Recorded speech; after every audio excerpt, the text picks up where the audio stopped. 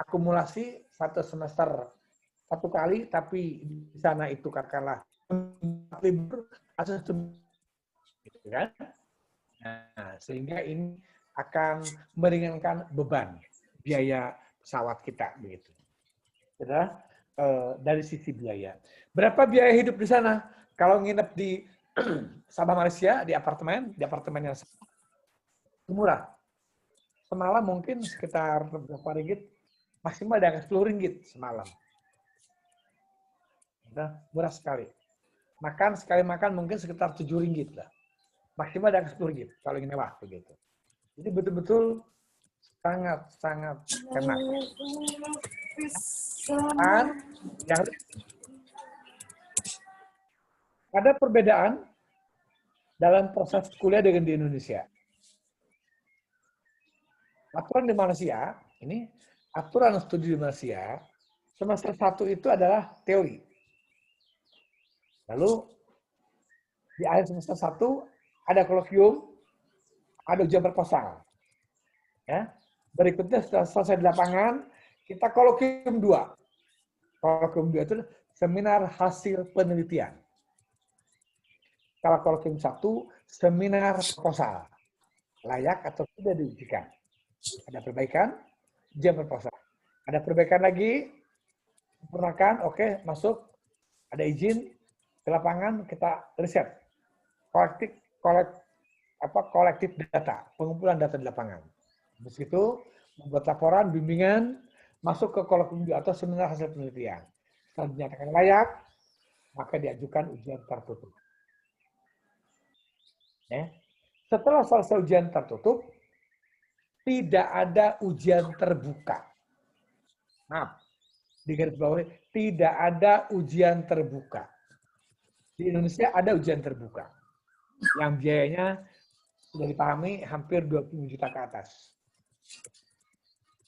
Ujian tertutup ada juga biaya, tapi di Malaysia, insya Allah, hemat energi. Hemat energi, hemat waktu, hemat biaya. Tetapi kualitas dijamin. Catatan. Bagaimana kalau sudah 3-4 kali ujian bahasa Inggris, gagal terus? Mohon maaf, karena menjaga kualitas, apabila sudah 1 tahun lewat, TOEFL-nya itu tidak memenuhi syarat terus, maka akan dipulangkan ke Indonesia. Ya, kalau sudah 1 tahun terus, walaupun sudah menggondol gelar kandidat doktor, kalau bahasa Inggrisnya itu tidak memenuhi syarat, akan dipulangkan ke Indonesia. Oleh karena itu, insya Allah, Pandita, kalau nanti disetujui, TOEFL-nya dari Pandita ke Malaysia, dalam ujian TOEFL, Pandita akan melakukan pendampingan. Supaya dalam ujian TOEFL, insya Allah diharapkan lulus. Jangan sampai gagal. Begitu. Ini adalah upaya-upaya kemudahan-kemudahan yang diberikan. Semoga Allah memberkati apa yang kita cita-citakan, yang kita harapkan. Demikian pencerahan dari Bapak. Silakan kalau ada pertanyaan sambil menunggu Dr. Mujamar. Sekarang jam berapa? 3.50 Pak, sebentar lagi. Silakan, ada yang mau bertanya?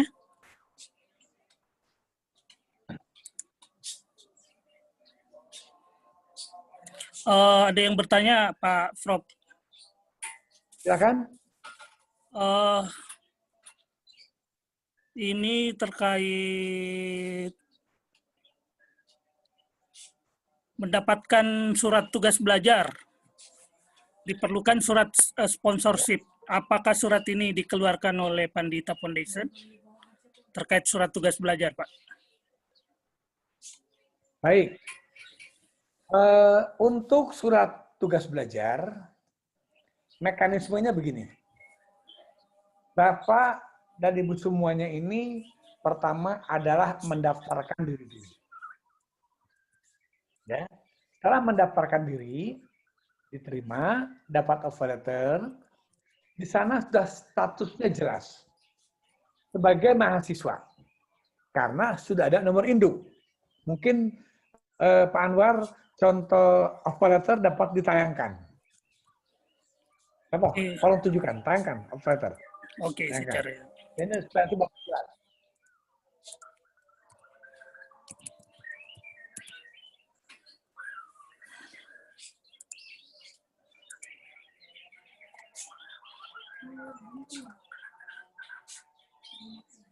Silakan. Iya. Oke.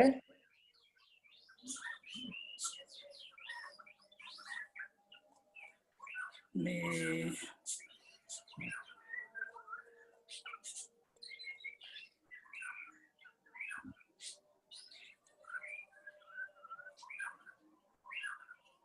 Udah?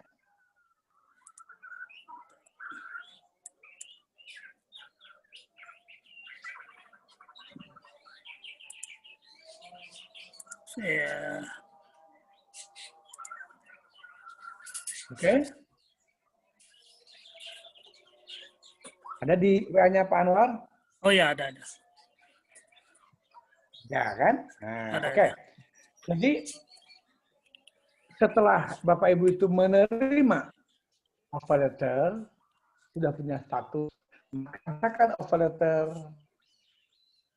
dekan atau ketua sekolah tinggi atau direktur teknik atau wakil rektor atau rektor akan memproses. Jadi bahasanya berdasarkan surat nomor sekian perihal diterimanya dosen kami di IMS sebagai masa program doktor dengan biodata tercantum bla bla bla bla bla bla, maka pada prinsipnya universitas memberikan izin, universitas menugaskan untuk studi lanjut. Ya. Nah, yang kita tugas itu hanya berlaku bagi ASN. Ingat ya, sekali lagi, Bapak dan Ibu, surat tugas itu hanya berlaku buat ASN atau pegawai negeri. Untuk dosen swasta, dosen honorer, dosen tetap yayasan, itu tidak berlaku. Yang diberikan hanya izin belajar. Ya.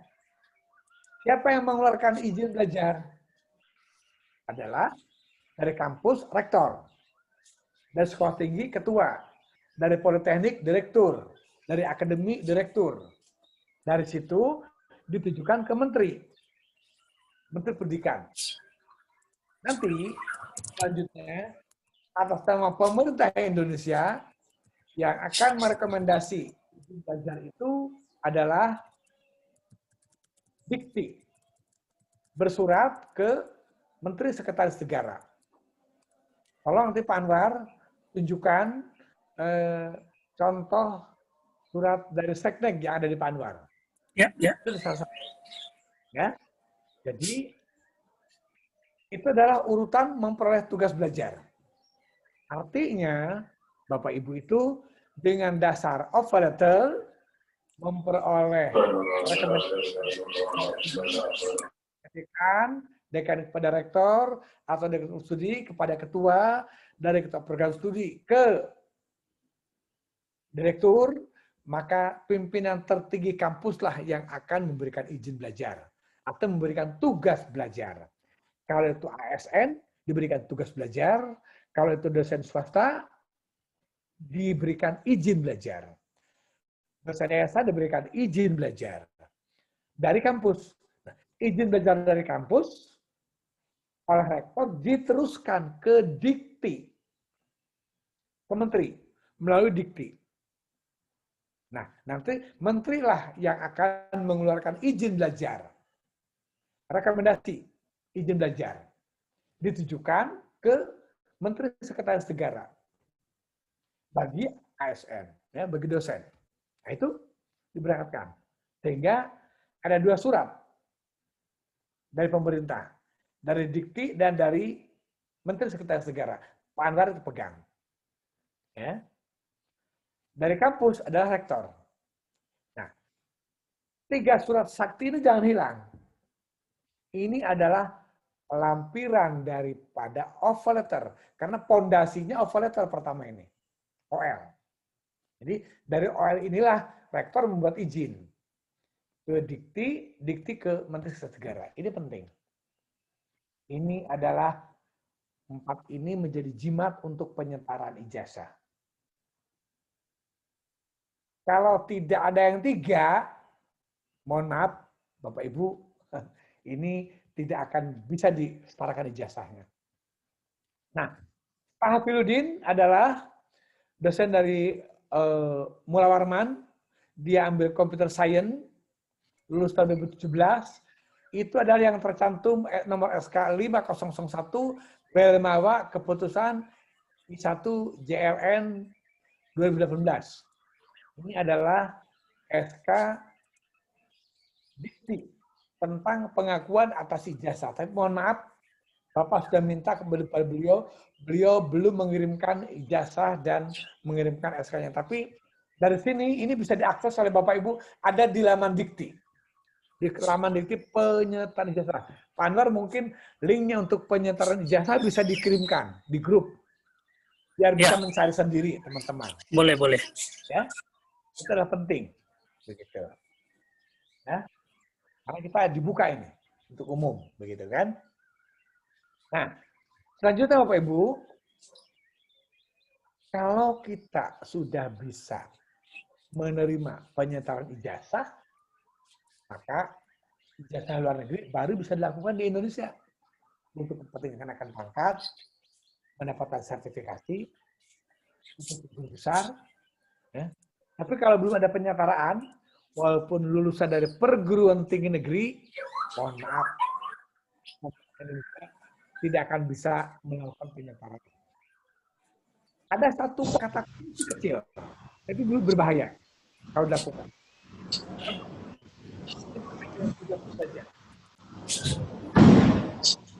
Kalau Bapak Ibu sudah menerima tugas belajar,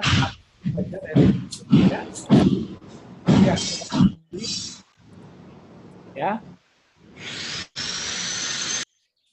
di saat kita berada di Malaysia,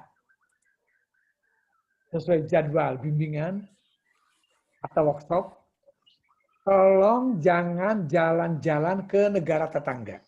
Ini kata kunci yang sangat penting, Pak Anwar. Ya. Kalau sampai diketahui oleh tim penilai ijazah bahwa di paspor kita itu kedapatan mampir ke negara tetangga, ke Thailand atau ke Singapura, kalau di sana kesal selama 2 minggu, jalan-jalan dah ke Singapura atau ke Thailand, kesal di Malaysia terus. Apa dampaknya Bapak Ibu? Bapak sudah mengantongi izin dari kampus, mengantongi izin dari Dikti, dari Stekneg, tetapi Bapak Ibu melakukan penyimpangan. Ada saat proses belajar ada penyimpangan. Mana penyimpangannya?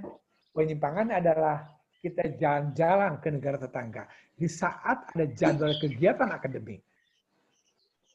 Walhasil, surat yang 3 tadi, walaupun dari Seknek, dari Dikti, karena di paspor itu kedapatan ada stempel negara tetangga, maka surat ini akan batal demi hukum, ijazah tidak akan bisa disetarakan. Tolong catat, perhatikan betul, ingat-ingat, jangan sampai apapun permintaan istri yang ikut, permintaan suami ikut, permintaan anak yang ikut, ingin jalan-jalan, jangan dilakukan. Karena itu akan fatal akibatnya. Di saat kita ada jadwal akademik di Malaysia, kita jalan-jalan ke negara tetangga, ini membuat ijazah tidak bisa disetarakan, ditolak. Karena kita dianggap melanggar pasal yang telah ditetapkan oleh pemerintah. Menyimpang dari tugas belajar, dari izin belajar. Itu ada pasalnya, tercantum di surat tersebut. Ya, ini nggak boleh. Nah, itu sangat penting, Pak Anwar. Itulah penjelasan Bapak. Silakan Pertanyaan berikutnya. Ini pertanyaan berikutnya terkait aturan kalau sudah serdos, Pak Frog. Jika dia sudah serdos, apakah ada aturan bahwa jika kuliah jarak lebih dari 200 km atau di luar provinsi kampus home base, maka wajib mengajukan tugas belajar. Jika tidak diperbolehkan mengajukan izin belajar, bagaimana dengan hal tersebut? Jadi kaitannya dengan izin belajar dan tugas belajar, Pak Prof. Silakan. Baik, ini pengalaman konkret nih temannya Pak Anwar nih. Iya betul. Jadi ini cerita konkret. Nah, baik. Bagi ASN yang tugas belajar, kita tidak bisa membohongi diri. Begitu diklik KTP dan NIP-nya maka akan diketahui oleh pemerintah. Maka kita tidak bisa minta izin, harus tugas belajar.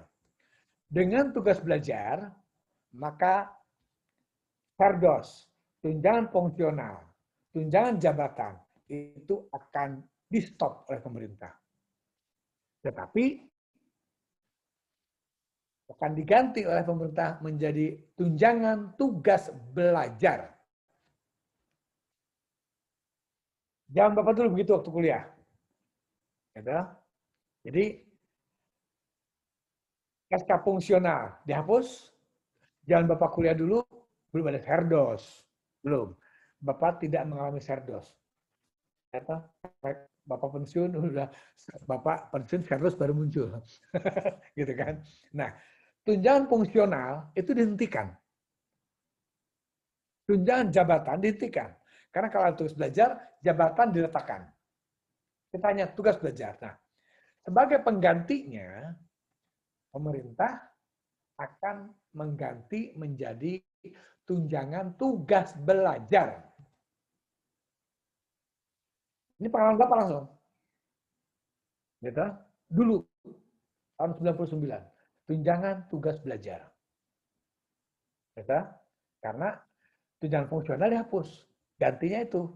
Nanti setelah kampus lulus, ada surat dari kampus. Dan disampaikan kepada rektor atau pemerintah Indonesia kalau ke luar negeri bahwa apa namanya kita dinyatakan sudah berhasil kuliah, sudah lulus di luar negeri, ya.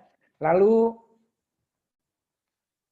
kita selesai, rektor dari luar negeri akan membuat surat pengembalian kepada pemerintah Indonesia.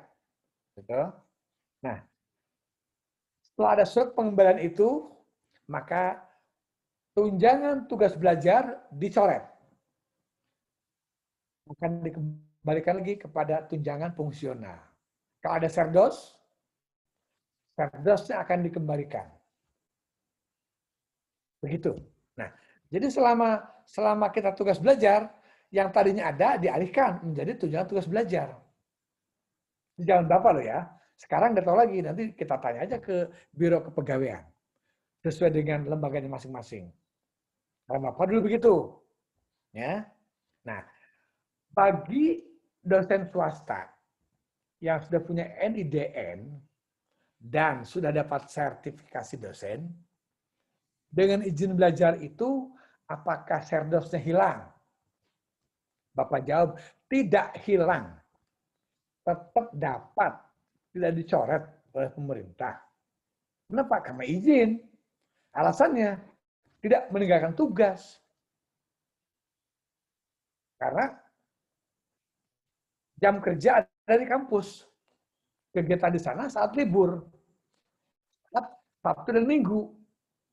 Sehingga tetap, serdos dapat.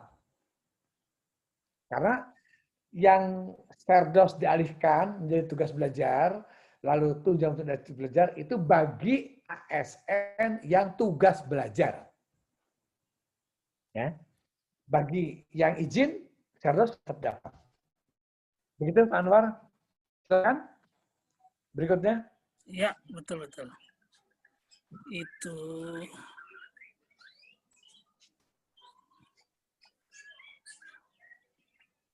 Kemudian skor minimal TOEFL berapa, Pak Prof, untuk masuk? 550. 550. Kalau IELTS mungkin 5,5, 5,5. Kalau lebih dari itu lebih baik begitu.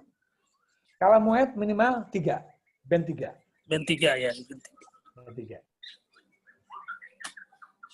Oke. Lanjut, silakan.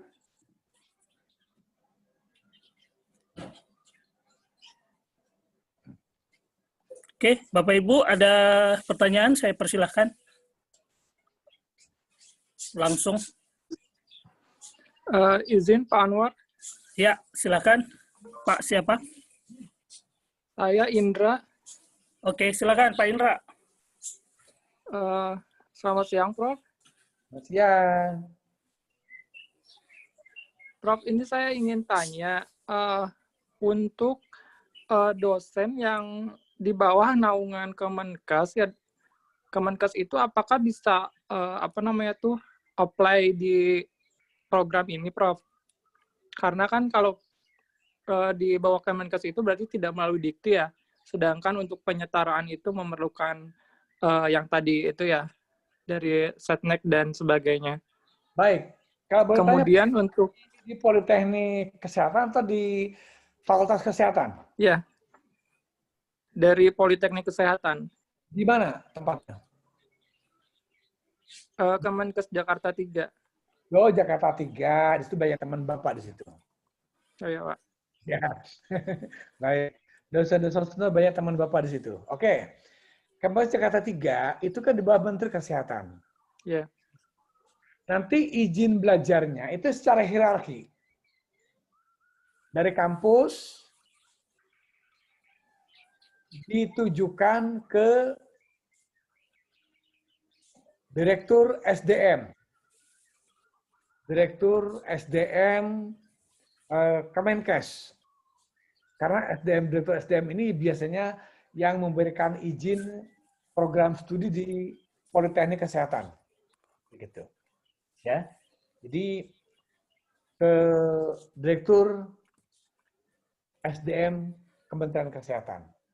Ya. Nanti dari situ diproses ke Seknek. Karena itu ASN.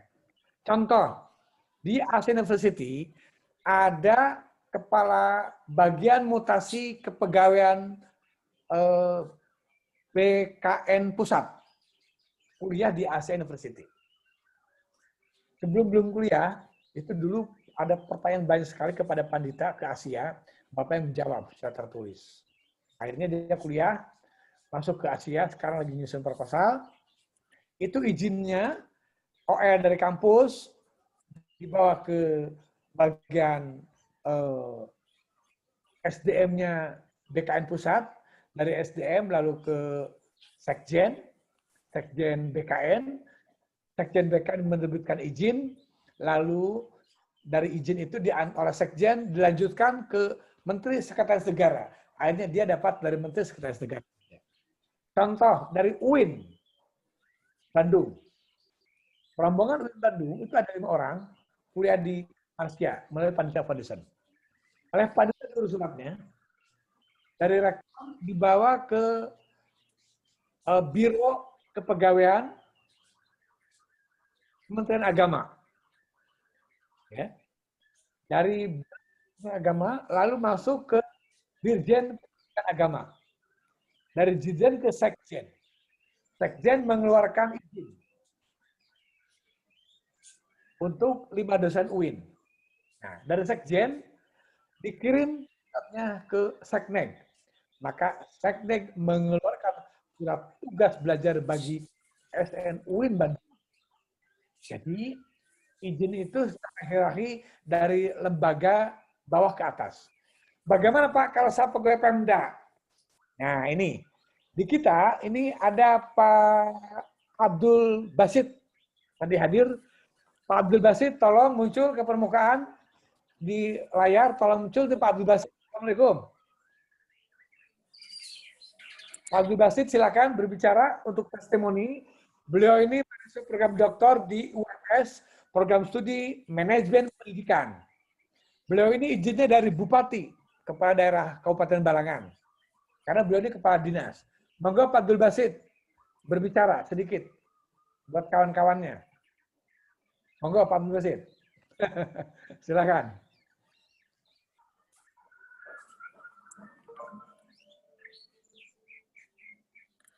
Suaranya Pak Di sini Pak Abdul.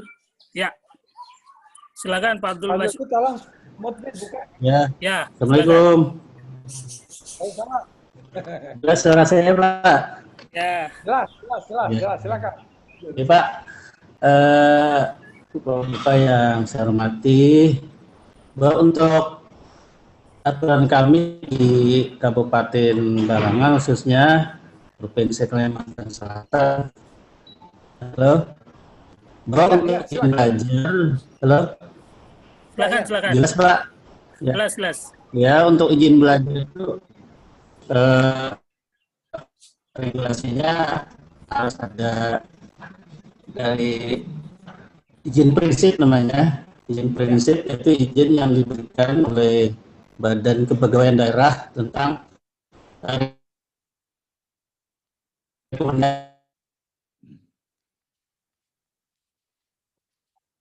menyatakan bahwa pada prinsipnya mengizinkan seorang ASN atau pegawai negeri untuk melanjutkan pendidikan ke tingkat yang dari izin prinsip namanya di Badan Kepegawaian Daerah tentang rekomendasi ada surat yang dikeluarkan oleh kepala BKD, kepala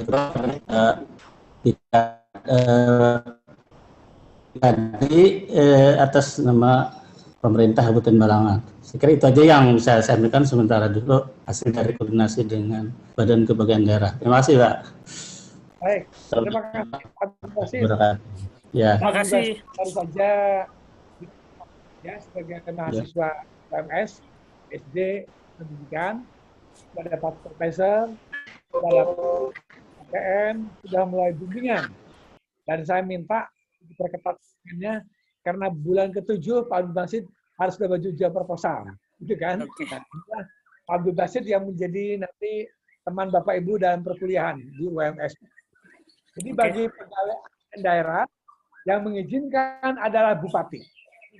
Nanti dengan izin bupati itulah Dikti akan bisa menerima. Nah, kalau misalnya bupati harus meneruskan kepada gubernur, itu silakan. Nanti gubernur yang akan meneruskan. Gubernur ke seknek, silakan. Itu masih bisa dilanjutkan, Pak Abdul Basit. Ya. Kalau misalnya dari bupati, karena sudah ada undang-undang otonomi daerah, nah kembali lagi, maka mungkin izin prinsip itu cukup dari bupati. Karena secara otonomi, kepala daerah punya kewenangan untuk mendorong, memotivasi, meningkatkan mutu SDM daerahnya masing-masing. Itu menjadi satu pegangan bagi kita. Jadi dengan undang-undang otonomi daerah, dengan bupati udah cukup izin. Oke. Prof, izin informasi Pak Muzafar, Pak Dr. Muzafar. Masuk. Sudah masuk ya. Silakan. Silakan masuk Pak Dr. Muzafar. Assalamualaikum Pak Prof. Waalaikumsalam. Apa kabar di sana semuanya? Baik. Semoga sehat. Sudah luar biasa dari mulai jam 2 tadi. Wah. Detail semuanya. Banyak pertanyaan juga. Bagus banget. Masalah-masalah akademis nanti Pak Dr. Muzafar. Tadi masalah-masalah aspek psikologis, masalah komunikasi, masalah proses, masalah perizinan, udah saya sampaikan. Yeah. Dan yang ikut di sini kurang lebih ada 91 yang masuk dari 140. Kami persilakan kembali ke Pak Anwar untuk melanjutkan memfasilitasi pada Dr. Muzafar menyampaikan materinya. Oke. Terima kasih. Assalamualaikum warahmatullahi wabarakatuh. Waalaikumsalam. Terima kasih Prof. Untuk sesi berikutnya, sesi kedua ya, langsung aja ke Pak Dr. Muzafar untuk melakukan presentasi terkait materi. Silakan. Baik, boleh saya share saya punya screen? Ya. Host disable participant screen, share screen. Host tidak benarkan saya share. Bagaimana Pak Anwar? Boleh benarkan saya untuk share screen? Silakan untuk Tidak boleh. Host tidak benarkan saya share screen. tidak boleh disebarkan Tidak boleh. Dia tidak oleh bagi. Pak Muzahir Tidak boleh. dijadikan dulu co-hostnya Pak Anwar supaya bisa share screen.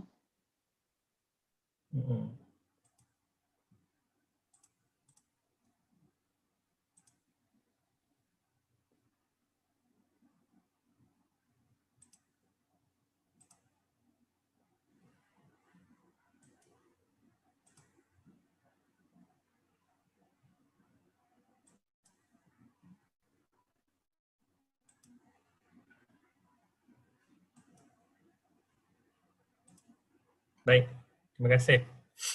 Saya boleh buka skrin saya sekarang. Ya. Saya share dahulu tentang ini.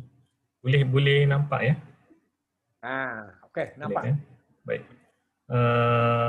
Tugasan yang diberikan oleh Pak Prof Usman kepada saya pada petang ini adalah untuk memastikan untuk berkongsi maklumat tentang bagaimana kita nak memastikan bahawa pelajar-pelajar untuk yang mengikuti program S3 iaitu PhD di UMS dapat GOT, Graduate on Time, ya, Graduate on Time, dan juga bagaimana apakah pengisian sepanjang pengajian mereka di sepanjang pengajian mereka PhD ataupun S3 mereka di Universiti Malaysia Sabah di Malaysia, ya. So jadi jika dilihat kepada sini, kita bukan hanya untuk mengatakan bahawa apabila pelajar-pelajar datang ke fakulti, mereka hanya ditinggalkan dengan supervisor. Namun yang demikian, fakulti juga membuat pastinya perlu membawa peranan untuk bagi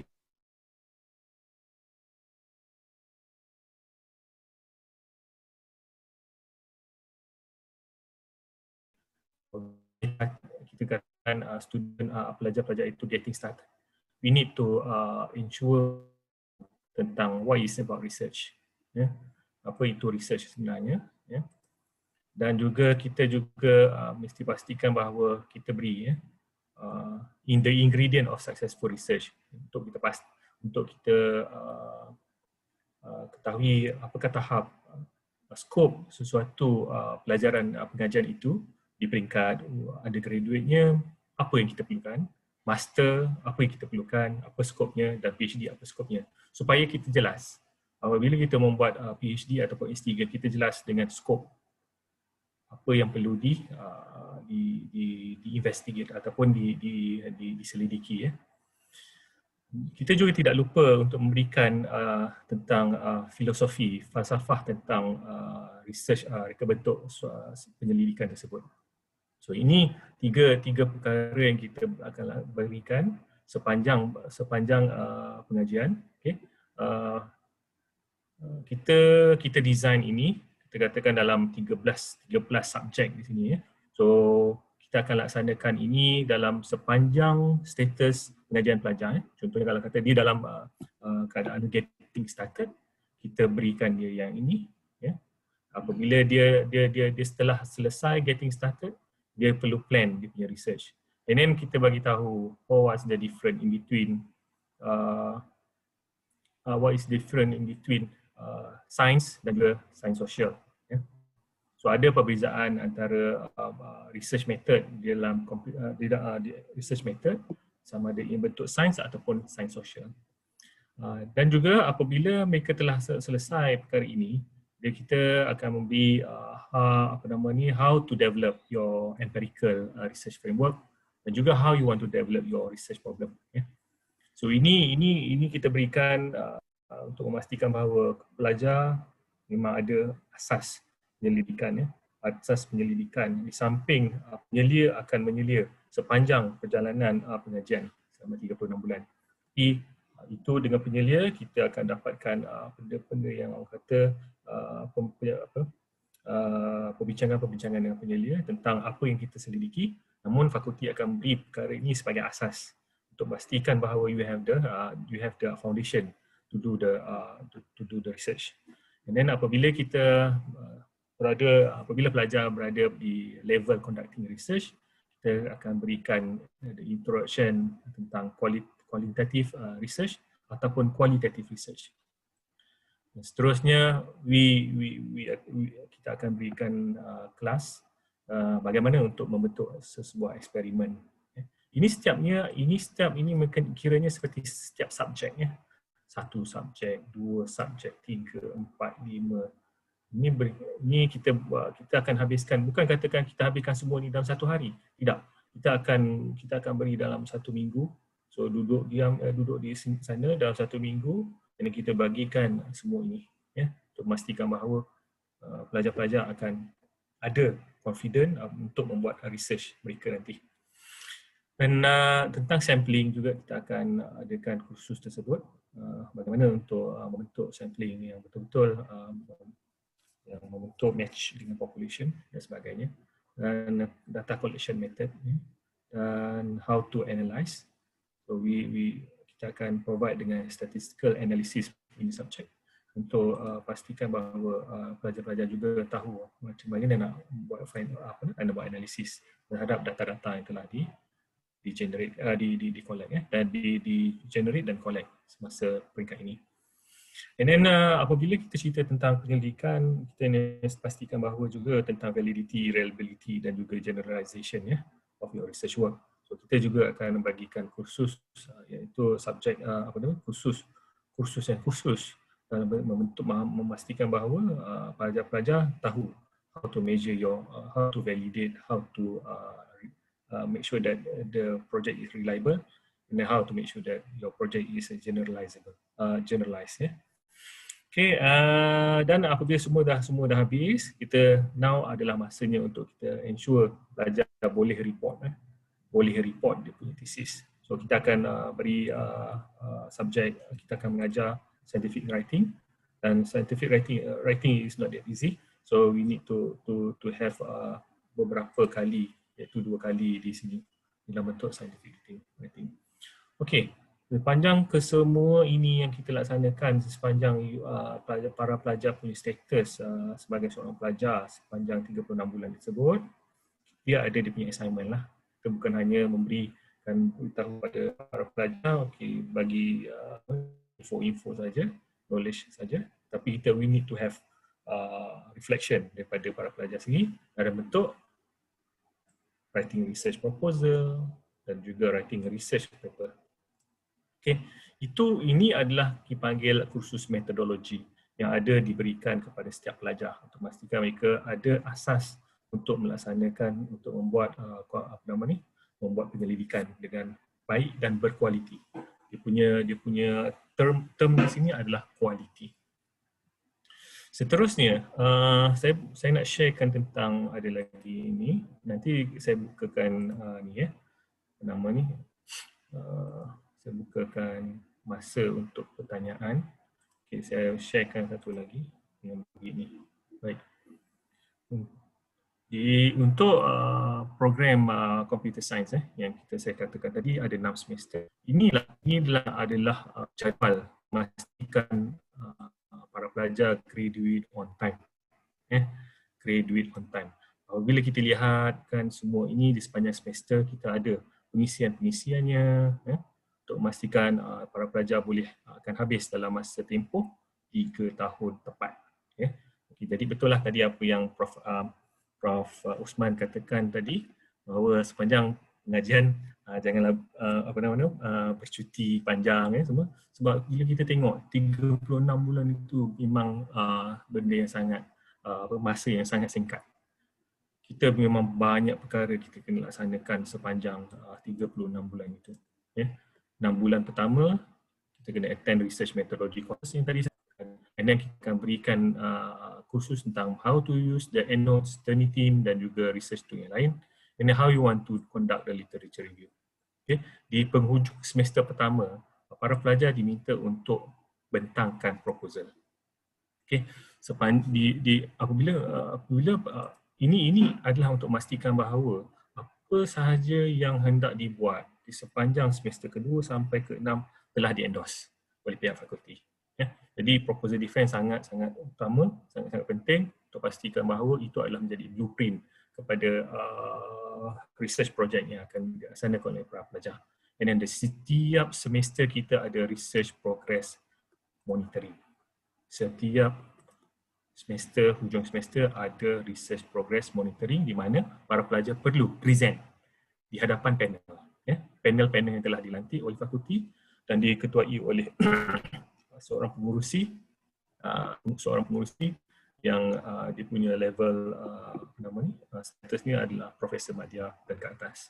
Okay? Untuk memastikan bahawa sesi progress research progress ini akan dilaksanakan dengan baik. Jadi di semester pertama ni kita akan apa yang kita perlu lakukan nanti adalah research proposal ini. Ya. Kita pastikan mesti ada research proposal. Baik. Untuk semester kedua, apa yang perlu dilakukan oleh para pelajar adalah untuk completekan literature review. Dan di mana apabila telah buat eksperimen, untuk mulakan pilot study dan juga untuk buat eksperimen dan seterusnya simulation. Okey. Di UMS, kita perlukan para pelajar PhD untuk apabila sebelum menghadiri sidang Viva pada akhir semester ke-6, mereka perlulah menunjukkan publication 1, publication 2 dan publication 3.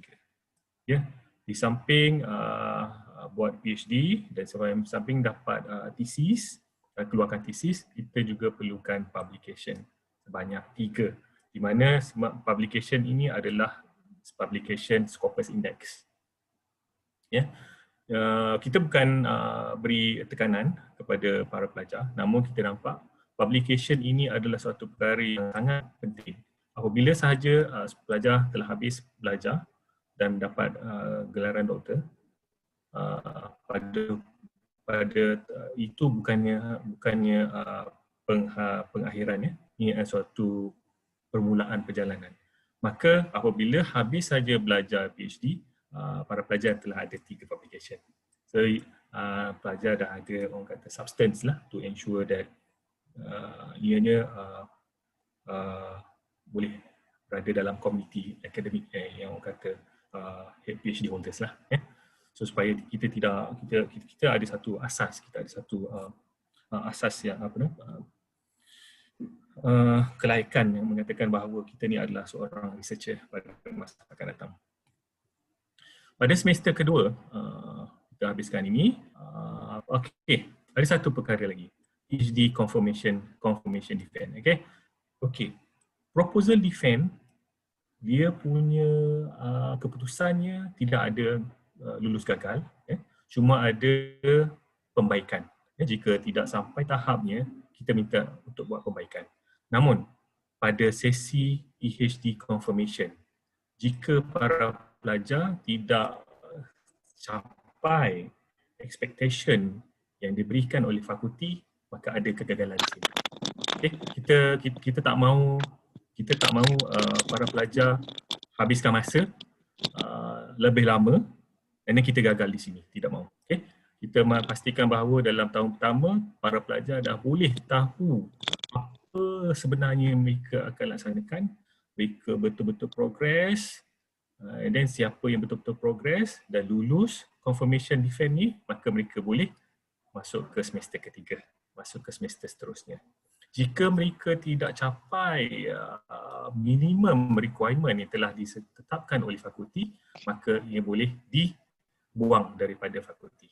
Kita tak mahu buangkan masa para pelajar lah. Setahun orang Malaysia ke? Ya, orang Malaysia. Adik. Jadi kita nak pastikan bahawa para pelajar tidak juga habiskan masa, tidak habiskan tenaga, jika betul-betul tidak berminat untuk maka kita bolehlah gunakan platform ini untuk keluar daripada sesi pembelajaran. Okay. Itu adalah exit policy kami yang setkan. Ini bukan nak kata apa, kita nak pastikan bahawa para pelajar betul-betul fokus dan betul-betul menggunakan masa yang telah ditetapkan dalam tahun pertama ini untuk menunjukkan prestasi yang sangat tinggi. Okay. Kita tak cukup masa, 36 bulan sangat pendek. Banyak perkara yang kita nak kena buat sepanjang 36 bulan ni. Memang penuh, tak ada masa berehat. Boleh berehat nanti selepas habislah. Tapi apabila kita dah selesai sesi, orang kata ni sesi training lah bagi saya, 36 bulan ni satu sesi training untuk jadi seorang researcher yang baik, yang bagus, yang berdisiplin. Maka apabila habis saja buat research sudah ada, dia dah boleh terus menerus. Training ketenteraan ini, maka momentum itu sentiasa ada. Sebab itulah juga kita pastikan bahawa ada publication, okay, untuk support, untuk memastikan bahawa you are reliable, you are part of the academic community. Di samping ada title doctor, you ada juga 3 publication, Scopus Index pula tu di penghujung pembelajaran ni. Okay, jadi ianya research ni PhD Confirmation Defense Report result ada di sini. Okay. Di stage yang ketiga, pada tahun kedua, para pelajar akan begin your data analysis lah. And then kita akan berilah juga literacy courses ini, mana terangkan tadi sebelum ini, di mana getting started, buat data analysis, buat yang saya dah buat, diadakan semester akan habis buat data analysis. So apabila dah habis buat data analysis semua, dah boleh buat writing up dah. Ya. Chapter 1, chapter 2 dan chapter 3. Dan tidak lupa juga publication 2. Ini publication pertama ni selalu kita akan minta pelajar buat survey paper. Survey paper boleh kita dapat daripada literature review. Okay, untuk para pelajar tahu tentang domain mereka perlu buat survey. Survey paper sangat penting dan ia boleh menjana citation yang sangat banyak. Ya.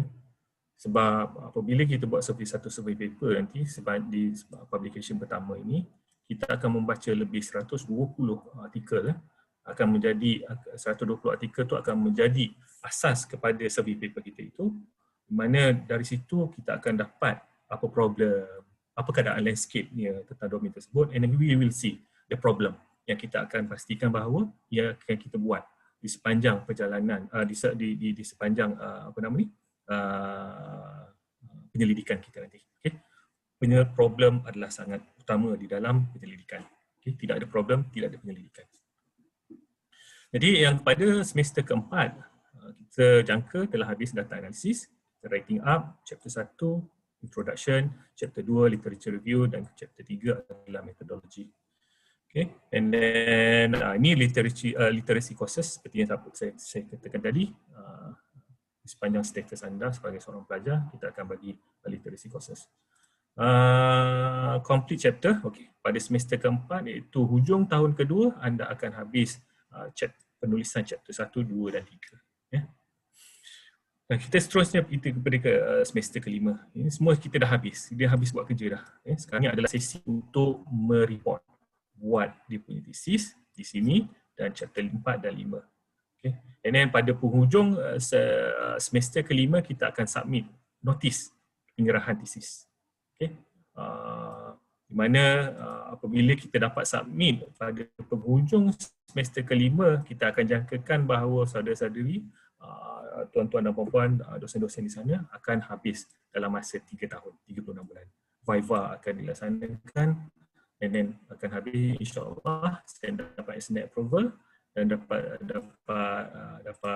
Senate approval daripada Senate kita, daripada Senate UMS, dan insyaAllah anda berjaya lah sebagai seorang yang bergelar doktor. pada penghujung bulan ke-36. Okay. Semester kelima, apa yang kita jangkakan adalah ada dah keluar dah complete thesis draft. Draft pertama. Di mana benda ni, yang mana perkara ini adalah menjadi asas kepada thesis yang mengkata draft yang pertama yang boleh diperbaiki sebelum kita buat thesis submission pada semester ke-6 nanti. Okay. Dan viva post berlaku semasa itu dan kita buat submit publication ketiga dan kita pastikan bahawa apabila kita buat finalize selepas sesi viva post tersebut, kita memastikan bahawa kita nak tunjukkan juga bukti bahawa kita ada 3 publication. Dalam form tersebut ada minta di mana apakah publicationnya dan juga diminta proof paper-papernya. Okay, jadi semua tu tercatat, dia direkodkan lah sebelum sidang viva ni dilaksanakan. Baru pagi tadi kami sebenarnya ada retreat fakulti pada semalam dah hari ni, sebab tu saya dapat hanya masuk lewat tadi sebab saya pun baru habis di sesi retreat di sebelah sana. Kita juga mengatakan bahawa apa yang saya tunjukkan tadi, yang kursus metodologi itu, ada mereka mengatakan tidak cukup.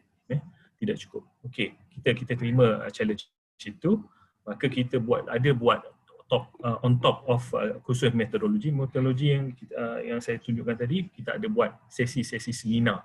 Sesi-sesi seminar untuk memastikan bahawa para pelajar akan diberikan kursus-kursus yang memerlukan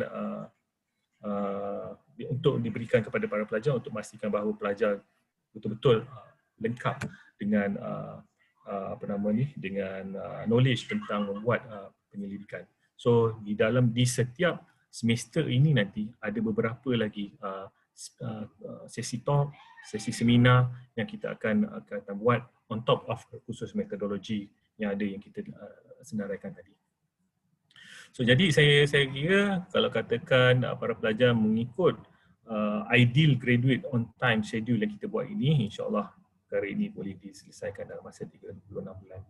So kita bukan hanya kirakan kita memberi pendidikan kepada para pelajar, tapi juga kita memastikan bahawa kita punya supervisor juga adalah berkualiti. Kita akan sentiasa buat review untuk pastikan syarah tersebut penyelia dari sekalian nanti adalah penyelia yang satu berdisiplin, penyelia yang selalu berjumpa. Bagaimana kita check semua ni? Sebab kita ada sistem. Kita ada sistem di mana apabila supervisor membuat sesi perbincangan dengan para pelajar, mereka akan perlu logbook, ada isi logbook di dalam sistem. Jadi saya adalah timbalan dekan di Fakulti Komputeran. So kita dah ada sistem tersebut, kita akan check semua itu, rekod-rekod itu untuk memastikan bahawa student quality, supervisor juga quality. And then juga apabila kita laksanakan ini sesi defense semua ni, sesi progress presentation, sesi defense ini semua set citationnya berapa, panelnya H-index berapa, citationnya berapa. And then dia adalah seorang yang aktif di dalam research sepanjang 5 tahun yang lepas. Okay? Kita tak nak biarkan para pelajar para pelajar terumbang-ambing dengan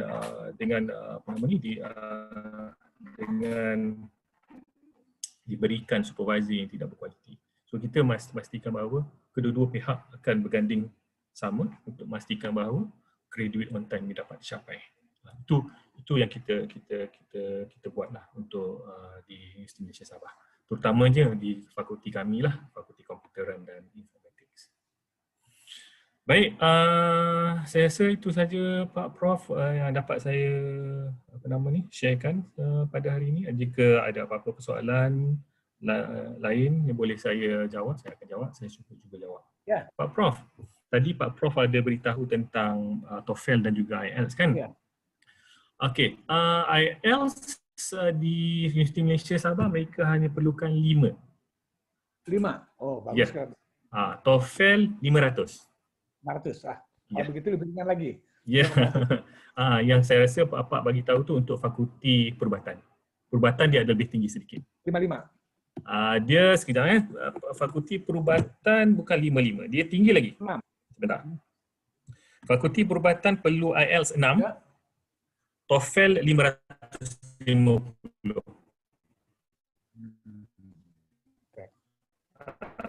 Tetapi fakulti selain perubatan 5 IELTS, 500 TOEFL. Boleh.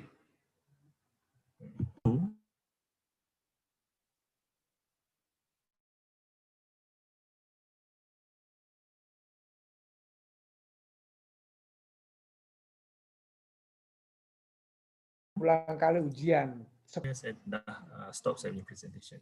Iya. Terima kasih semua. Ya, silakan kembali ke moderator Pak Anwar. Barangkali ada yang mau bertanya, silakan di. Oke, terima kasih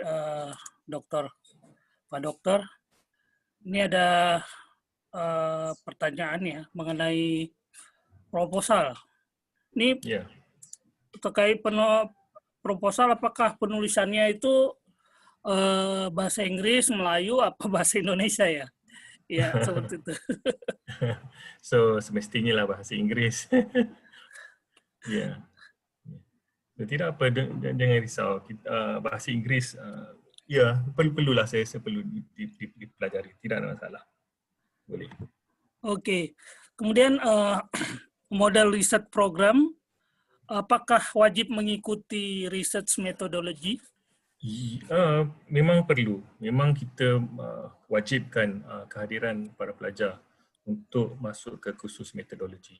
Ini adalah asas yang sangat penting supaya para pelajar memang ada yang kata basic knowledge lah untuk how to do research lah properly and also dalam bentuk berkualiti. Ya, foundation ya. Ya, perlu, sangat perlu. Jangan tinggalkan. Oke. Ini di fakulti kami memang kami wajibkan. Oke. Kalau perkuliahan bahasanya English sama Melayu ya Ya, boleh. Ya, Perbincangan ya, nanti. Ya, saya boleh juga Pak Bashid, Abdul Bashid ni mungkin boleh kongsi bagaimana penyeliaan bersama Prof Dr. Said dalam bahasa Malaysia ke bahasa Inggeris. Pak Bashid, Abdul Bashid. Pak Abdul Bashid ada di sini? Ada. Ada. Bahasa Indonesia enggak, masih. Bahasa Indonesia ya. Bahasa Malaysia kan? Ya. Boleh perbincangan dalam bahasa Malaysia. Penulisan nanti dalam bahasa Inggeris kita buat. Inggris bisa, bahasa Indonesia bisa, campur-campur lah. Campur-campur boleh. Ya, mixing. Jangan apa yang mudah. Betul. Ya. Ya. Terima kasih. Oke, terkait ini Dokter, publikasi 3 di jurnal Trindade Scopus, apakah ada persyaratan tentang kuartil berapa? Tidak yang ada. 4 bisa ya, Q4 ya, Q3, Q4. Boleh. Ya, boleh. Tidak ada masalah. Kita tidak expect boleh dapat 1, 2 atau 3. Tapi survey paper jika buat betul-betul, okay, don't worry about survey paper. Kita ada profesor yang boleh membantu untuk memastikan bahawa survey paper mencapai target Q1, insyaAllah. Q1. Sebab itu publication pertama kita buat di awal supaya Q1 akan mengambil masa, ya. Tapi jika saudara-saudari dapat Q1 satu dalam sepanjang pengajian, itu adalah suatu benda yang sangat-sangat bermakna bagi para pelajar, ya.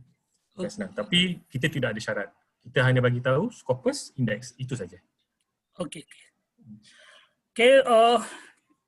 Berikutnya dari Eko Kusumawati itu bagaimana tentang penentuan supervisor. Apakah ditentukan oleh masing-masing fakulti atau bagaimana? Baik. Gini, ya saya rasa semua penyelia ada digambarkan di dalam setiap website fakulti masing-masing. Jadi elok juga boleh pergi ke fakulti-fakulti tersebut dan lihat siapakah supervisor yang betul-betul tepat menepati nombor satu domain kajian yang ingin diambil. Okay. Dan semasa permohonan para pelajar, calon para pelajar itu saudara-saudari sekalian boleh menamakan supervisor yang mereka mahu. Okay. Fakulti ada dia punya prosedur, iaitu yang pertama, jika calon pelajar menamakan penyelia yang dia mahu, dia akan dapat penyelia itu. Okay. Jika calon pelajar tidak menamakan sesiapa pun ataupun tidak ada nama penyelia yang mereka calonkan, maka fakulti akan berbincang. Fakulti akan berbincang berdasarkan kepada nombor satu, dia akan tetapkan berdasarkan domain.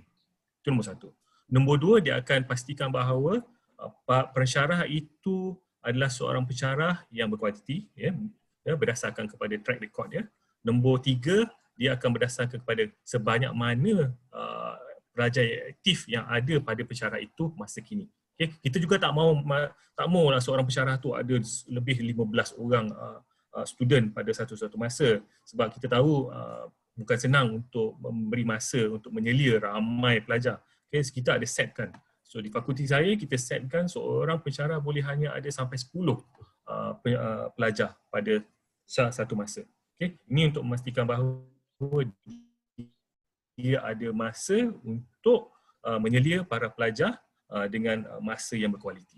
Okay. Itu tiga perkara yang kita buatlah, kita punya SOP begitu. Jadi ada saya terjawab dari soalan Eko Kusumawati itu ya. Ya. Dah terjawab dah Okay, Siti Mardiah. Dia have ekonomi Islam ya.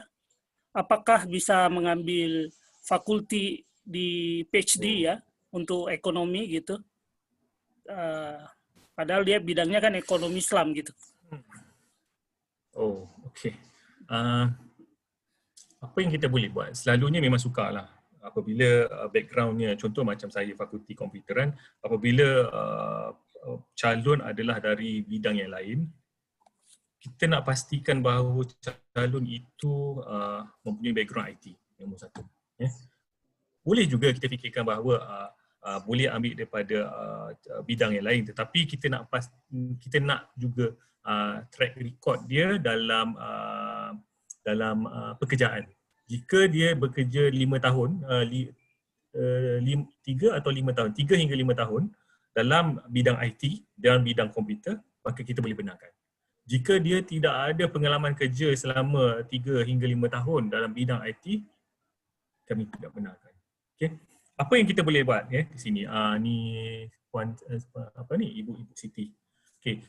Jika Ibu Siti ada ekonomi Islam, okay, bisa membuat PhD fakulti di ekonomi. Ekonomi Islam fakulti Islam, ekonomi Islam. Oh bolehlah. Ekonomi Islam, saya ingat pengajian Islam tadi. Oh, ekonomi Islam bolehlah. Buatlah dia jadi fakulti ekonomi. Tidak ada masalah. Tidak ada masalah. Saya ingat tadi pengajian Islam tu saya terfikir, pengajian Islam ke. Okey, sudah. Ini clear lah ni. Ibu Siti tidak ada masalah. Tidak ada masalah. Okey. Terkait ini dokter, publikasi yang indeks Scopus tadi, apakah kira-kira ada hibah atau apa yang memfasilitasi mahasiswa untuk publikasi gitu? Hibah tu apa ya maksudnya? Semacam supporting dalam hal supporting paper. Support untuk membuat paper itu ke ataupun support untuk publish paper? Untuk publish biasanya ini. Publish paper di open access ke yang perlukan pembayaran? Iya, mungkin begitu. Okey. Di US memang ada allocation yang diberikan kepada setiap pensyarah untuk membayar publication fee open access. Kita sekarang pergi ke open access untuk percepatkan publication kita. Ada, UMS ada duit untuk support benda itu. Tidak ada masalah. Jadi kadang-kadang supervisor juga mempunyai research grant, kita juga ada duit untuk membayar publication. Okay. So dari segi pembiayaan untuk publication tidak ada masalah lah bagi saya. Oke, itu udah terjawab tadi. Untuk izin untuk public health nutrition, kira-kira ada jurusan nggak di UMS? Ada. Di Fakulti Sains Pemakanan ada. Oke. Bu Laras, tadi pertanyaan udah.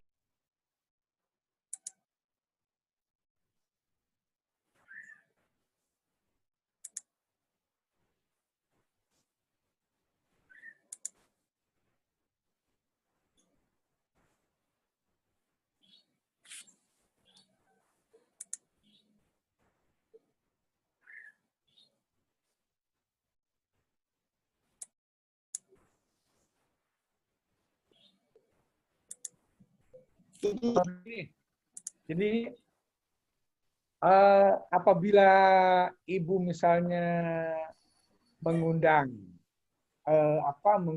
supervisor ke Indonesia untuk bimbingan, katakanlah contoh begini Bu, ini ada 10 orang teman Ibu ya ke Malaysia, terbang, pembimbingnya 1 orang atau 2 orang. Ongkos untuk 10 orang terbang ke Malaysia, nginep 2 malam, itu habis berapa per orang? Nah, sekarang mana yang lebih efisien? Mengundang 2 promotor ke Indonesia, biayanya, tiketnya, uang sakunya, itu iuran dari teman-teman mahasiswa. Itu ternyata jauh lebih murah. Mungkin kalau kita terbang ke sana habis 3 juta 1 orang, tapi kalau hanya iuran, karena 10 orang, cukup iuran 1 juta, berarti bisa hemat 2 juta. Itu salah satu contoh misalnya Bu, bahwa kegiatan monitoring, bimbingan, kelompok industri, supervisor itu ditanggung oleh mahasiswa. Itu salah satu contoh misalnya Bu begitu. Dan itu sudah berjalan. Untuk di kampus Aceh University, teman-teman dari Indonesia sering mengundang supervisor ke Indonesia, 2-3 malam menginap, bimbingan selama 3 hari, itu rame-rame, satu promotor membimbing 10 orang. Akhirnya lebih senang. Promotor membawa suaminya, membawa putra-putrinya, main-main 3 hari. Mahasiswa juga senang. Karena secara kekeluargaan akan lebih dekat. Tadi yang di awal Bapak katakan, hati kita sudah ada di hati para supervisor dan keluarganya. Sehingga ini menjadi kemudahan untuk mempercepat proses penyelesaian studi. Itu sudah dilaksanakan oleh teman-teman di Jakarta, dari Bandung. Jadi mereka bergotong royong, mengeluarkan biaya untuk kepentingan lebih meringankan beban lagi begitu. Begitu Bu Nikan? Baik. Terima kasih, Bro. Ya. Seterusnya soalan. Oke, untuk Fakultas Teknik Mechanical Engineering di UMS, Prof, bisa dijelaskan? Kalau sudah membaca brosurnya, ada itu Pak Dr. Mujafar ya? Ada. Ada. Mechanical Engineering ada. Ada. Ya. Saya rasa ada persoalan dari segi research grant ni. Ini semua berkaitan dengan research grant lah saya rasa ni. Jadi kebanyakannya para pensyarah di Universiti Malaysia Sabah mempunyai grant penyelidikan. Apabila mereka mempunyai bersama dengan mereka punya para pelajar. Selalunya bolehlah sebab mereka bukan senang untuk habiskan duit sebenarnya. Jadi mereka boleh buat pembayaran kepada memberikan sedikit-sedikit pada supervisor masing-masing nanti. So oleh demikian, jika saudara-saudari memikirkan tentang perkara-perkara seperti begini, grant pendidikan dan juga allowance, saya sarankan bahawa pergi ke setiap website fakulti tersebut dan lihat biodata para pensyarah yang ada di situ dan lihat apakah mereka ni para penyelidik-penyelidik yang memang ada grant ataupun tidak. Okay? Itu salah satu cara lah untuk bagi saya untuk memastikan bahawa masalah-masalah seperti nak mengetahui bahawa ada grant ke tidak ada grant tu, itu cara dia bagi saya lah ya. Namun untuk fakulti komputeran kami, di bawah dekan kami yang sangat rigid ya, beliau memang mesti memastikan bahawa setiap para pensyarah mempunyai grant, dan sekarang memang kami semua ada grant di fakulti komputeran. Itu yang boleh saya beri confirmation lah.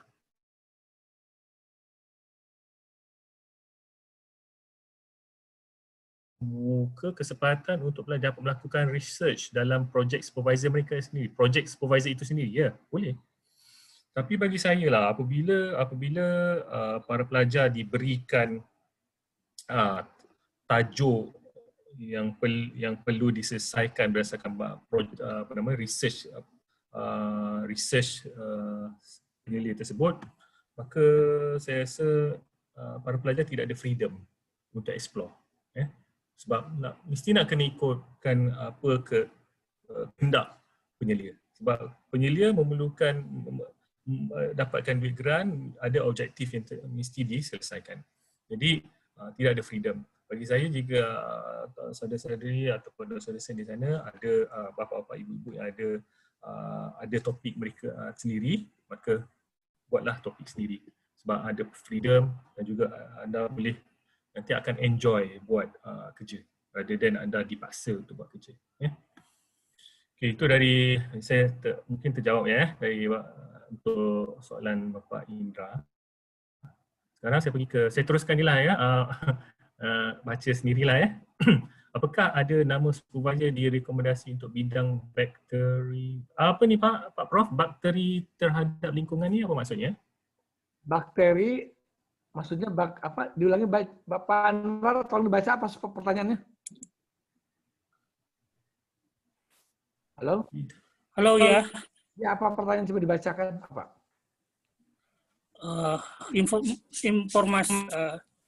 Informasi daftar supervisor di UMS berdasarkan keilmuan bisa dibaca di website atau gimana? Ada soalan lagi di atas tu Pak Anwar, iaitu apakah ada nama supervisor yang direkomendasi untuk bidang bakteri terhadap lingkungan? Apa maksudnya? Soalan dari Pak Eko. Oh, spesifik ya supervisornya mungkin. Ya. Oh. Ya begini, Prof, kalau boleh saya menambahkan, boleh. Bahwa supervisor itu punya keahlian spesialisasinya di bidang bakteri. Begitu mungkin. Ya, mana Pak Eko yang bertanya? Boleh coba berdiskusi, mana Pak Eko-nya? Silakan Pak Eko. Pak Eko. Hadir. Ibu Eko. Ibu. Minta maaf Ibu. Siapa ini? Silakan Ibu. Ya. Terima kasih atas waktunya. Perkenalkan, nama saya Eko Kusumawati. Saat ini status saya sebagai pengajar di jurusan biologi Universitas Mula Warman. Ya. Jadi bidang penelitian saya itu bakteri produksi sulfat. Reduction sulfat. Apa sih? Berkaitan dengan kimia ke, Ibu? Biologi, mikrobiologi. Oh, geologi ada di UMS ada. Kan? Ada di fakulti apa namanya? FSSA. Pergi dekat website FSSA. Ya. FSSA. Sumber alam. S tu saya sains, fakulti sains dan sumber alam. Ya, betul. Iya. Itu namanya lingkungan. Iya. Lingkungan. Okay. Ada. Bolehlah pergi ke website tersebut. Iya. Baik, terima kasih atas informasinya Bapak. Terima kasih Ibu. Baik, seterusnya terima kasih biaya kuliah ini saya serah kepada Yayasan Pandita, Pak Prof. Keperawatan apakah bisa di public health? Ya, ada di sana. Ada di Fakulti Sains Kesihatan. Perubatan dan Sains Kesihatan, ya ada. Fakultas Teknik Engineering, apakah ada mechanical? Ya, ada. Dan mohon maaf, pertanyaan untuk saya, ada yang tertinggal. Izin belajar boleh tidak dulu setelah akan selesai. Ini saya tidak dapat jawab nih. Izin belajar mungkin saya serahkan pada Yayasan Pandita. Ini Prof. Usman. Nah, jadi begini, izin belajar itu harus dilakukan di awal perjalanan perkuliahan. Jadi setelah menerima offer letter, itu harus segera diurus izin belajarnya. Seperti teman-teman yang 7 orang saat ini, itu semuanya sedang melakukan proses izin belajar dari kampusnya masing-masing. Nanti setelah selesai dari kampus, baru diserahkan kepada Pandita, Pandita yang akan menyelesaikan ke kementerian untuk izin belajar dari pemerintah begitu. Ya, itu setiap awal. Jangan di akhir. Nanti kalau di akhir keburu selesai, izin belum keluar, nanti penyataan ijazah ditolak. Nah ini tidak ada bisa istirahat nanti. Repot. Jadi harus di awal diselesaikan izin belajar itu. Begitu. Oke. Silakan berikutnya Pak Anwar. Untuk program doktor bidang built environment seperti arsitek atau urban, interior design, di UMS ada ke Pak Dokter?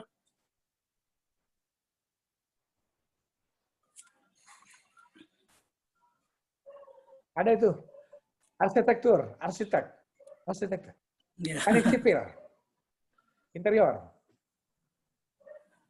Oke. Di ini minta maaf saya termute tadi. Ya. Bidang seni bina belum ada di UMS. Bidang Seni bina, arsitektur belum ada di UMS. belum ada. Belum ada. Kalau civil engineering. Kalau di engineering ya boleh lah untuk tapi ini berkaitan dengan interior design Pak ni, Pak Prof. Interior design ya, urban architecture ini built environment belum ada, tapi bolehlah nanti saya bertanyakan di Fakulti Kejuruteraan bagaimana tentang ini ya. Sebenarnya Prof, kalau boleh saya menambahkan bahwa arsitek ini sebenarnya pecahan dari civil engineering. Boleh. Okay. Jadi inputnya di sana semua itu. Jadi arsitek itu sebenarnya pecahan dari jadi induknya itu civil engineering, lalu riset areanya di arsitek. Gitu. Baik. Nanti boleh saya maklumkan selanjutnya lah tentang ini ya. Ada civil engineering. Kalau ada civil engineering mesti ada arsitek di dalamnya. Baik. Begitu. Ini pertanyaan Pak Indra, kalau bukan dosen bisa mendaftar ya? Kayaknya sih ya bisa ya, meskipun bukan dosen ya. Boleh. Boleh di mana tugasnya, Pak Anwar? Oke. Untuk electrical engineering, informasi profesornya bisa lihat di mana informasinya? Di website ya? Ya, di website memang ada. Dia websitenya FKJ ya, Fakulti Kejuruteraan. FKJ. Fakulti Kejuruteraan. Ya, pergi di Google and then FKJ UMS. Boleh dapat tu. Okay. Itu saja kan soalannya? Ada lagi Bapak Ibu? Itu tadi Bu Eko di Universitas Mula Warman ya, salah satu alumni dari UMS dari Universitas Mula Warman ya. Iya, Bapak Habiluddin ada di Mula Warman, di Fakultas Komputer saya rasa. Sekarang jadi Fakultas Teknik tapi prodinya Teknik Informatika. Ya, betul. Gitu ya. Ya. Ada di sana. Ya. Jadi bisa nanya-nanya juga Bu Eko di situ karena salah satu alumni dari UMS itu ada di Universitas Mula Warman. Baik, siap. Terima kasih. Iya. Oke, nggak ada persoalan lagi mungkin. Sebelum saya tutup sesi ini, saya minta kesan penutup dari Pak Muzaffar dan Pak Prof. Usman. Baik. Terima kasih Pak Anwar. So saya mengalu-alukan kedatangan dosen-dosen atau para pelajar, calon-calon pelajar dari Indonesia untuk ke Universiti Malaysia Sabah pada tahun ini. saya boleh berikan nombor satu, jaminan tentang kelaikan bahasa Inggeris tidak diperlukan sehingga bulan September. So rebut peluang ini. Kelaikan bahasa Inggeris tidak diperlukan sehingga bulan September. Jadi di penghujung tahun pertama pengajian tunjukkan sijil kelaikan bahasa Inggeris. Itu saja. Itu yang sangat mudahlah bagi, sebab kita ambil kesempatan dengan keadaan COVID sekarang ini, kita faham banyak perkara yang perlu kita minimumkan dari segi kemasukan, semuanya. Okey, lagi satu tentang bagaimana kita laksanakan penyeliaan. So, sekarang kita laksanakan secara ODL. Itu satu benda yang sangat utama jugalah. Sekarang ni susah kita nak bergerak, jadi kita boleh buat secara ODL. So saya rasa Pak Osman telah terangkan berapa lama perlu berada di Malaysia, minimumnya. Saya rasa Pak Osman. Mohon ditambahkan Pak Dr. Mujafar. Ya, saya. Untuk fakultas komputer yang diprogramkan oleh Prof. Abdullah bersama Pak Dr. Mujafar, bagi calon-calon PSD yang ambil di Fakultas Komputer Informatika, saat ini diberikan kemudahan, yaitu tidak perlu membuat riset intent, cukup mencantumkan tema riset disertasinya saja. Betul. Itu mohon diinformasikan kepada para. Okey, sekarang tadi saya bercerita tentang satu UMS, sekarang saya kecilkan lagi, narrow down pergi ke fakulti saya sendiri. Okey, sebab ini adalah saya punya bidang dan jawatan yang saya pegang sekarang adalah untuk pastikan tentang postgraduate pasca siswaza. Okay. Nombor satu, ada 5 saja dokumen yang diperlukan. So jadi saya telah kongsikan di dalam ruang chat tadi pada pukul 4 saya rasa tadi saya masuk, saya terus bagi dekat situ pada 4:11 minit. Ada di situ untuk permohonan untuk ke fakulti komputeran gunakan sistem yang dinamakan pms-fki.ums. Hanya 5 dokumen yang diperlukan, iaitu satu, pasport, kedua, gambar, ketiga, bidang yang nak buat, keempat dan kelima adalah keempat adalah tentang bahasa Inggeris. Jika tidak ada bahasa Inggeris tidak apa, kosongkan. Nombor 5 adalah tentang transkrip pelajaran ataupun scroll bidang master yang telah dosen-dosen ataupun calon-calon pelajar ada. 5 saja. Jadi untuk yang research intent yang seperti apa Pak Osman beritahu tu, itu tentang research proposal ya. Kami tidak perlukan research proposal. Kita akan ajar research proposal sepanjang semester pertama. Kita faham bukan mudah kita nak buat research proposal dan ia akan mengambil masa. Jadi kita hanya perlukan satu page, dalam satu page tuliskan situ apa nak buat. Kita nak katakan nak buat bidang artificial intelligence. Tulis saja artificial intelligence, kita minat. Tulis saja situ, bukan dalam bentuk research proposal lah. Saya faham, nak buat academic paper ni is not that easy lah kan. So kita tulis saja dalam ayat-ayat biasa yang kita selalu buat, and then masukkan saja di dalam sistem itu. Ada 5 perkara yang kita perlukan. Dan yang lagi utama sekarang, apabila memohon di dalam sistem, dulu kami charge 150 yuran pemprosesan, tapi sekarang dah tak ada. Terus boleh memohon. So pembayaran itu nanti